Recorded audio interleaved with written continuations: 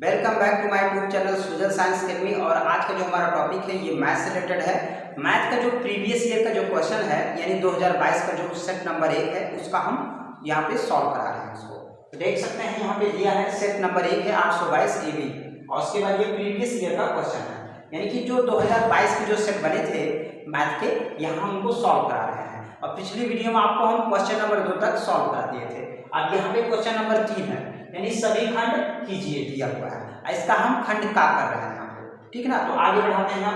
यहाँ दिया आभाज्य गुणनखंड विधि द्वारा 96 और 404 का मासा और लासा ज्ञात कीजिए, ठीक है। तो आभाज्य गुणनखंड विधि से जब कहे तो हम जो संख्या दी रहती है ना उसको अलग अलग हम फैक्टर कर देते हैं उसका। जैसे देखो ये संख्या कितनी है 96, यहाँ 96 लिख लो और इसका हम अलग ऐसे फैक्टर कर लेंगे। यहाँ पे कितना है 404, तो 404 का हम अलग फैक्टर कर लेंगे इस तरह से।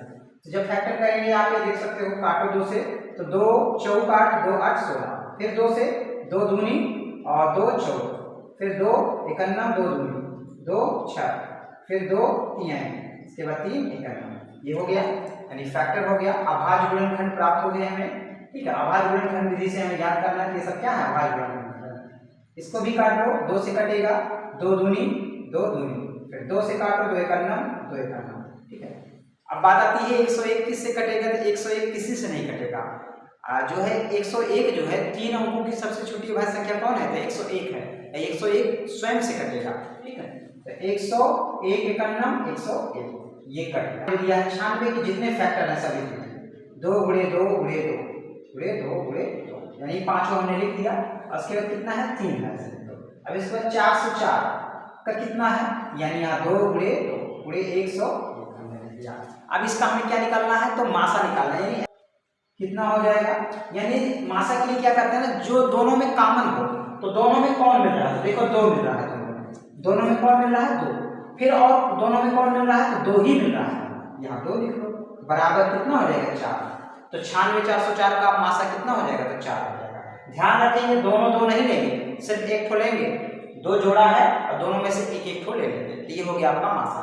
अब 96 404 का लासा यानी 96 के कितने गुणनखंड प्राप्त हुए हैं, यानी देखो 2 कई बार लिखा गया है 5 बार, 2 घात 5 और फिर कितना है 3 और 404 इसके कितने गुणनखंड प्राप्त हुए हैं, तो देखो 2 कितना है 2 कई बार है 2 घात 2 है, उसके बाद 101 है, ठीक।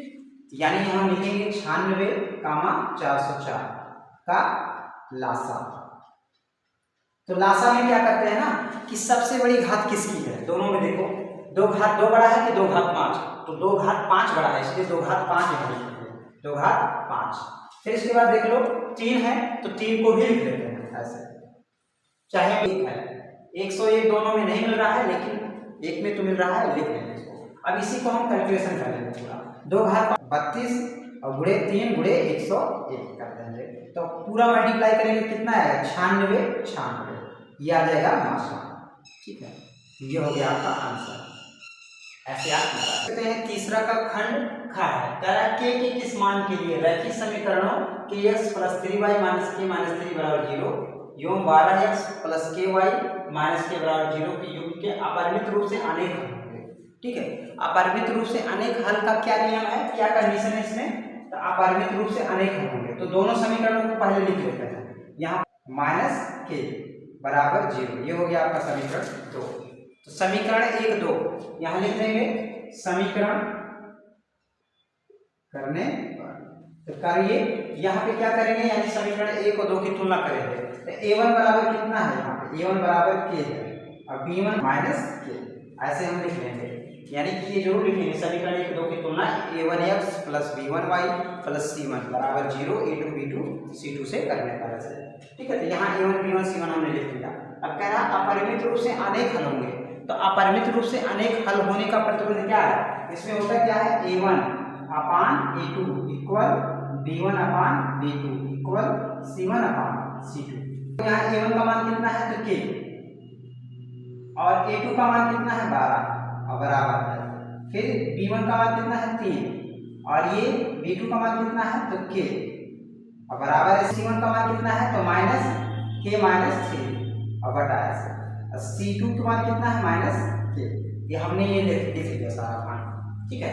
आप करेंगे क्या यानी यहाँ पे तुलना ऐसे कर लो तो k बटा 12 बराबर 3 बटा के। तो के का के में अगर मल्टीप्लाई होगा क्या हो जाएगा के स्क्वायर। अब बराबर इधर भारत में 36, तो के बराबर कितना हो जाएगा स्क्वायर इधर आएगा अंडर रूट 36 हो जाएगा। तो कितना आ जाएगा यहाँ 6। तो के का मान कितना मिला 6, यानी कि अगर हम इसको और इसको भी लेंगे तो कितना आएगा 6, यानी कि तो देख सकते हैं तीसरा का ग है क्वेश्चन दिया है त्रिभुज एबीसी एक समद्विबाहु त्रिभुज है। त्रिभुज कैसा है समद्विबाहु है, ऐसे बना लेते हैं पहले। ये हो गया आपका समद्विबाहु त्रिभुज, मतलब कि ये वाली भुजा इस भुजा के बराबर है।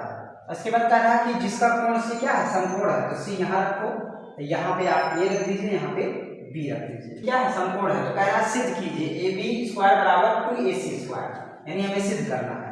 तो ठीक है ये 90 डिग्री है, तो 90 डिग्री के सामने वाला क्या होता है, तो हमेशा क्या होता है तो कर्ण होता है। देखो ए बी, यहाँ पाइथागोरस प्रमेय लिखेंगे।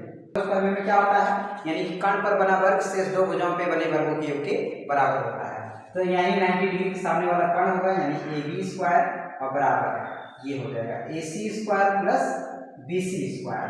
ठीक है, तो ये हो गया आपका इस तरह से ए बी स्क्वायर बराबर ये हो गया ए सी स्क्वायर। उसके बाद क्या है कि ये समद्विबाहु त्रिभुज है, यानी कि चूंकि यहाँ लिख देंगे चूंकि ए सी बराबर है बी सी के, ठीक है ना, ए सी क्या है बराबर है बी सी के, क्योंकि समद्विबाहु त्रिभुज है, ये वाली भुजा के बराबर है, इसलिए हम बी सी के स्थान पे क्या रख सकते हैं, तो ए सी रख सकते हैं, ए सी ऐसे स्क्वायर। ये हो गया आपका ए बी स्क्वायर बराबर ए सी मिल जाएगा 2ac स्क्वायर हो जाएगा। ठीक है ना, तो हमें यही प्रूव करना था, ये क्या हो जाएगा प्रूव हो जाएगा। तो बहुत इजी सवाल था, सभी बच्चों को ये सवाल तो आता ही है। ठीक है, ये इस तरह से तीसरे का खंड घा है, कह रहा है एक बेलन के आधार की त्रिज्या 4 सेंटीमीटर ऊंचाई 14 सेंटीमीटर है, तो बेलन का वक्र पृष्ठीय क्षेत्रफल ज्ञात करना है। ठीक है, तो एक बेलन दिया है कोई, तो बेलन का वक्र पृष्ठीय क्षेत्रफल, तो बेलन का दिया है, यहाँ लिख लो ऐसे दिया है, तो r बराबर कितना है तो 4 सेंटीमीटर और h बराबर कितना है तो 14 सेंटीमीटर। ठीक है, अब बेलन का वक्र पृष्ठ का क्षेत्रफल क्या होता है, तो सूत्र याद होना चाहिए अच्छे से, तो पाई r h होता है। तो 2 पाई का मान कितना रखेंगे 22/7, त्रिज्या कितनी है यानी 4, ऊंचाई कितनी है तो 14 है। तो देखो यहाँ क्या होगा 7 एकम 7 और 7 दूनी 14, उसके बाद 22 दूनी 44, तो यहाँ 4 दूनी 8, ये गुणा कर देंगे तो 8 चौक 32 के 2 8 चौक 32 और 3 कितना हो जाएगा तो 35, 352 सेंटीमीटर स्क्वायर आ जाएगा। क्योंकि यहाँ क्षेत्रफल निकाल रहे हो इसलिए यहाँ स्क्वायर लिखिए, आयतन निकालते तो सेंटीमीटर क्यूब लिखते। ठीक है, तो ये जो सूत्र है मेंसुरेशन का ये बहुत इंपॉर्टेंट है, सबको एक तरफ से लिख के डेली रिवाइज करिए। ठीक है, क्योंकि समय बहुत कम है, आपको डेली मेंसुरेशन का घन हो घनाभ हो बेलन हो शंकु हो, ठीक है, गोला हो अर्धगोला हो, सबका सूत्र एक तरफ से लिखिए, डेली लिखिए। क्योंकि एग्जाम में जब हम लोग बैठते हैं तो क्या होता है जब अच्छे से प्रैक्टिस नहीं होती है सूत्रों की, तो एक तरह से क्या हो जाता है हम लोग को भूल जाते हैं। ठीक है, क्योंकि प्रेशर होता है वहाँ पे, तो जब अच्छे से डेली रिवाइज करोगे तो सूत्र नहीं बोलोगे, क्योंकि सूत्र के ऊपर ही डिपेंड होता है ऐसे सवाल। बस सूत्र आपको आ रहा है उसे मान रख दीजिए, आंसर मिल जाएगा। नंबर 4 का खंड का है, यदि sin 3a बराबर cos a - 26 हो तो जहाँ 3a न्यून कोण है तो a का मान ज्ञात कीजिए। तो बहुत इजी सवाल है, सभी बच्चे इसको लगा देते हैं, तो एकदम इजी है। ठीक है, तो देखिए इसको क्या करेंगे, यानी कि पहले इसको उतार दीजिए, यानी कि sin 3a और बराबर कितना है cos a - 26, ठीक ना। तो मतलब कुछ ऐसा कमाल करो कि यहाँ cos है इधर भी cos हो जाए, ठीक है ना, यानी sin a बराबर क्या होता है तो cos 90 - थीटा ऐसे लिख सकते हैं इसको, और बराबर है cos a - 26 डिग्री।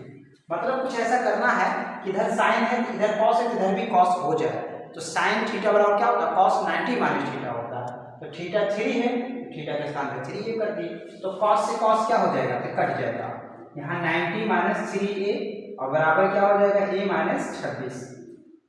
अब देखो ये जो ये है ये इधर चला जाएगा, ये इधर चला जाएगा, तो 90 26 उधर जाएगा तो प्लस में हो जाएगा, और 3 इधर आएगा तो क्या आ जाएगा 3 इधर आएगा तो a भी प्लस में हो जाएगा। ठीक ना, ये हो जाएगा 90 और 26 हम ऐड कर लेंगे तो कितना हो जाएगा 9 2 11 और बराबर है कितना होगा 4a, तो a बराबर कितना हो जाएगा 112/4, काटेंगे कितना आएगा 38, यानी कितना आ जाएगा a बराबर 28 डिग्री जाएगा। देख सकते हैं क्वेश्चन 4 का ग है, यह दिया 10 मीटर लंबी एक सीढ़ी एक दीवार से टिकाने पर भूमि से 8 मीटर की ऊंचाई पर स्थित खिड़की तक पहुंचती है दीवार के आधार से सीढ़ी के निचले सिरों के बीच की दूरी ध्यान दीजिए। ठीक है, तो क्वेश्चन को सिर्फ समझना है बस, पाइथागोरस प्रमेय लगा देंगे, आसानी से क्वेश्चन आ जाएगा। ठीक है, इसमें कह रहा है कि एक सीढ़ी है, तो कैसा एक दीवार से टिकाने पर, ये कोई मान लीजिए आपका एक दीवार है ये, और इसके बाद ठीक है एक सीढ़ी है, तो दीवार यहीं पे कहीं खिड़की है, खिड़की यहाँ पे है, ये हो गया खिड़की, और यहाँ से नीचे से यहाँ खिड़की तक के बीच की दूरी कितना है, तो 8 मीटर है, यहाँ लिख देंगे ऐसे। ठीक है, तो जो दीवार है, तो दीवार ये जो खिड़की लगी है दीवार से कितनी मीटर की ऊंचाई पर लगी है, तो 8 मीटर की ऊंचाई पर लगी है, यहाँ 8 मीटर हमने लिख दिया। अब यहीं पे कोई एक सीढ़ी है, और सीढ़ी को ऐसे ला के इसी खिड़की तक लाया जाता है ऐसे, तो खिड़की तक वो पहुंच रही है, और जो दीवार ये सीढ़ी है कितनी मीटर है, तो 10 मीटर लंबी है, सीढ़ी कितनी लंबी है, 10 मीटर लंबी है, और कहाँ तक आ रही है, तो दीवार की खिड़की तक आ रही है। तो कह रहा है कि जो ये आधार है, यानी कि जो ये दीवार का और जो ये आधार है सीढ़ी का, इसके बीच की दूरी कितना है, हमें ये ज्ञात करना है। बीच की दूरी कितना है, इसको x मान लीजिए, ऐसे मान लीजिए x मीटर की दूरी पर है, तो क्या लिखेंगे यहाँ पे तो पाइथागोरस प्रमेय क्या होता है, यानी कर्ण, यानी 90 डिग्री के सामने वाला क्या होता है, हमेशा कर्ण होता है। 90 डिग्री के सामने कौन है, AC का स्क्वायर बराबर AB का स्क्वायर और प्लस BC का स्क्वायर। तो AC कितना है, तो 10, ऐसे स्क्वायर कर दो। AB नहीं पता है तो इसी को हम फाइंड करना है, तो BC लिख दो 8 सेंटीमीटर, तो 10 का वर्ग कितना होगा 100, यहाँ AB स्क्वायर हो जाएगा, इसका कितना हो जाएगा 64, इधर आ सकते हैं तो 100 में से 64 गया, कितना आएगा 36, और बराबर AB स्क्वायर, तो AB बराबर कितना हो जाएगा, तो अंडर रूट 36, तो AB बराबर कितना आ जाएगा 6 मीटर। तो यानी कि सीढ़ी के निचली सिरा और दीवार का निचली सिरा के बीच की दूरी कितना है, तो 6 मीटर है। तो आज के लिए इतना ही जो है, अगली वीडियो में आपको हम क्वेश्चन नंबर 5 और 6 और 7 करा देंगे, जो कि दीर्घ उत्तरीय प्रश्न है। ठीक है, तो आज की वीडियो काफी बड़ी हो जाएगी, इस वजह से मिलते हैं नेक्स्ट वीडियो में, तब तक के लिए जय जवान जय किसान।